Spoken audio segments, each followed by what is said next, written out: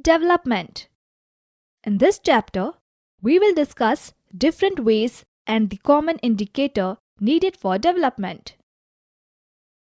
There are many aspects of development: national, economic development, etc. In this chapter, we will discuss different ways and the common indicator needed for development. Do you all have goals in life? What are basic requirements? What development means? Variety of people, variety of goals. We conclude from these two important points: different people can have different development goals. What may be development for one may be destructive for the other. What would you prefer? A job, a high pay package, but no job security, no time for family, or a job with less income, many facilities for your family, job satisfaction, etc. National development. Different persons have different as well as conflicting notions of a country's development. But one thing we have to remember: whatever idea we choose should benefit a large number of people, the nation. How to compare different countries? First, how do we compare different students? We take one or more important characteristic of person and compare them based on these characteristics. For comparing countries, their income is considered to be one of the most important attributes. We compare average income, which is the total income of the country, divided by its total population. This is also known as per capita income. Average income. While averages are useful for comparison, they also hide disparities. For example, let us consider two countries, A and B. For the sake of simplicity, we have assumed that they have only 5 citizens each. Based on data given in table, calculate the average income for both the countries. Will you be equally happy to live in both these countries? Are both equally developed? Perhaps some of us may like to live in a country B if we are assured of being its 5th citizen, but if it is a lottery that decides our citizenship number, then perhaps most of us will prefer to live in country A. Even though both the countries have identical average income, country A is preferred because it has more equitable distribution. In this country, people are neither very rich nor extremely poor. On the other hand, most citizens in country B are poor and one person is extremely rich. Hence, while average income is useful for comparison, it does not tell us how this income is distributed among people. Country with rich and poor. We made the chair and he took them. Income and other criteria. From the table shown below, Punjab has the highest per capita income and Bihar is at the bottom. This means that, on an average, a person in Punjab earned Rs 26,000 in 1 year, whereas on an average, a person in Bihar would earn only around Rs 5,500. So, if per capita income were to be used as the measure of development, Punjab will be considered the most developed and Bihar the least developed state of the three. What does this table show? The first column of the table shows that in Kerala, out of 1,000 children born alive, 11 died before completing 1 year of age. But in Punjab, the proportion of children dying within 1 year of birth is 49, which is nearly 5 times more. On the other hand, the per capita income of Punjab is much more than Kerala, as shown in table above. So, we are not talking of old times. It is 56 years after independence when our metro towns are full of high-rise buildings and shopping malls. Explanation of some of the terms used in this table.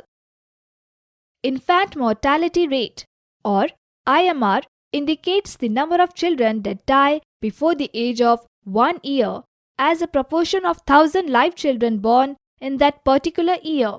Literacy rate measures the proportion of literate population in the 7 and above the age group.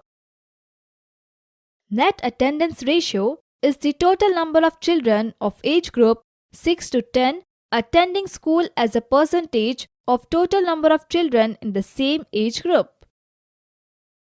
The problem does not end with infant mortality rate. The last column shows that more than half of the children in Bihar do not even get to go to school. This means that if you went to school in Bihar, more than half of your class would be missing. Those who could have been in school are not there. If this had happened to you, you would not be able to read what you are reading now. Public facilities. Money in your pocket cannot buy all the goods and services that you may need to live well. You, along with your community, should provide services collectively and work as a family together. Educational achievement of rural population of Uttar Pradesh. The literacy rate for all age groups, including young and old, is 52% for rural males and 19% for rural females. However, it is not just that these many adults could not attend school, but that there are 29% who are currently not in school. It is clear from the table that 68% of rural girls and 36% of rural boys are not attending school.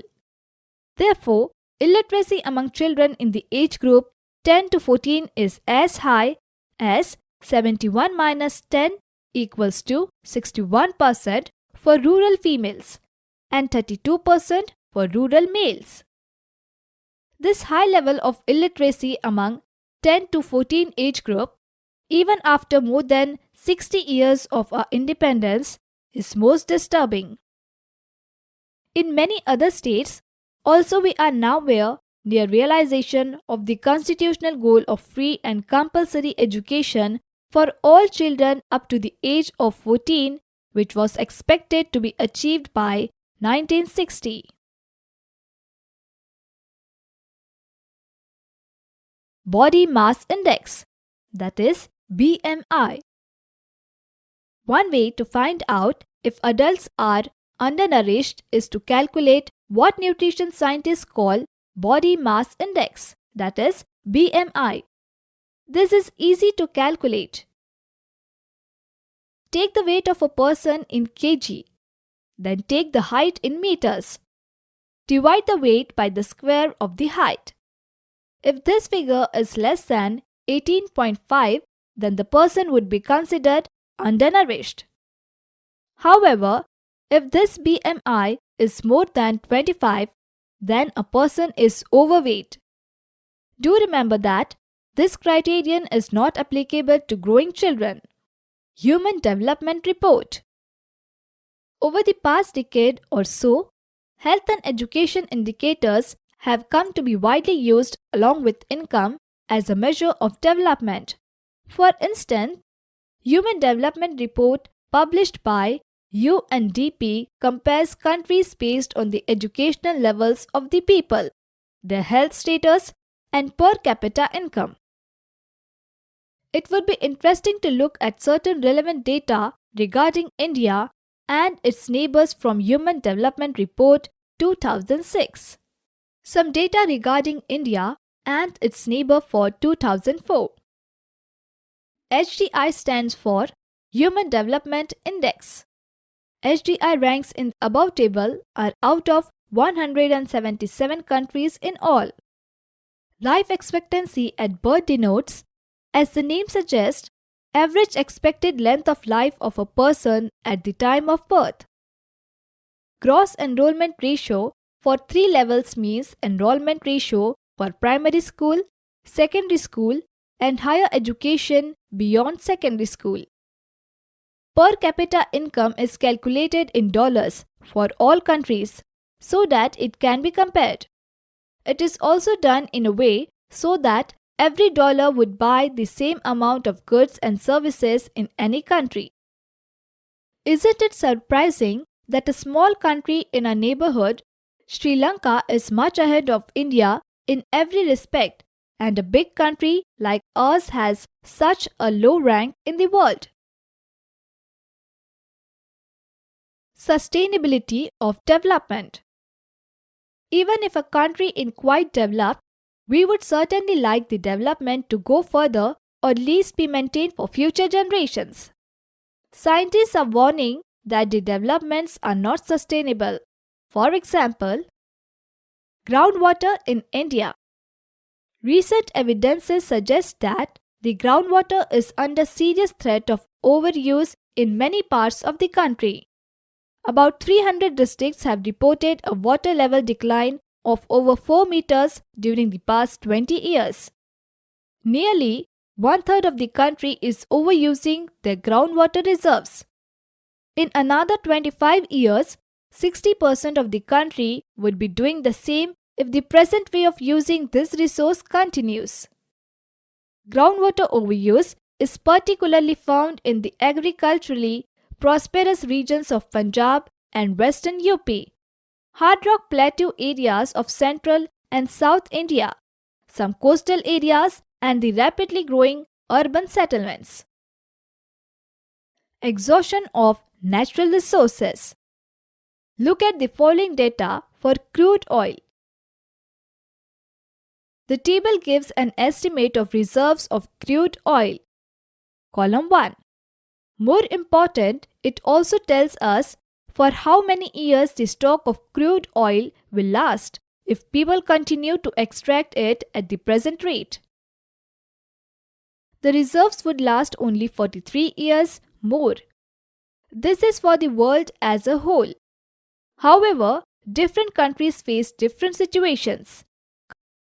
Countries like India depend on importing oil from abroad because they do not have enough stocks of their own. If prices of oil increase, this becomes a burden for everyone.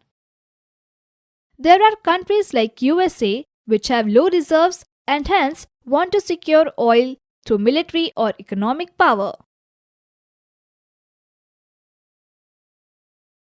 That is all in this topic. Development of a country continues. Keep learning.